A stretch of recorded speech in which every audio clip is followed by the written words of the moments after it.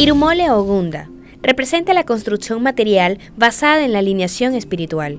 Irumole Obbe representa el camino abierto, siendo la humildad y el buen carácter la llave del éxito. La composición de estos dos Irumole hacen el Odun Ogunda Obbe, quien representa un Odun determinante ante lo positivo.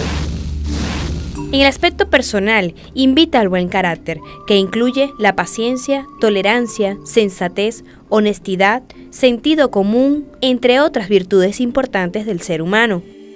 En ocasiones, es preferible quedar como estúpido que como obstinado.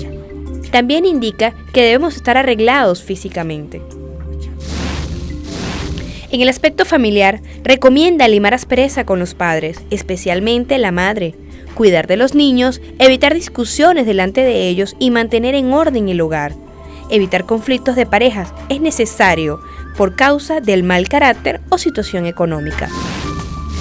En el aspecto laboral, recomienda el buen carácter, el bienestar familiar como radiación con la prosperidad, la honestidad y ética laboral para mantener la estabilidad laboral.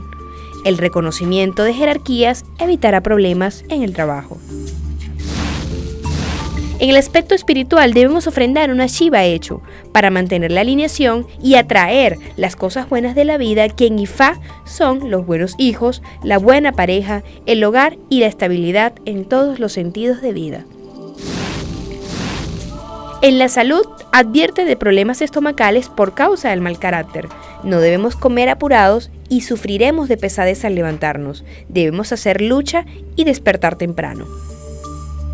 Ogunda Obbe certifica que los seres humanos bajamos a la tierra con buenos hijos, hogar, un arte para vivir en la tierra y una buena pareja. Solo debemos estar alineados con nuestro destino y cumplir con las reglas exigidas, como lo es la honestidad principalmente.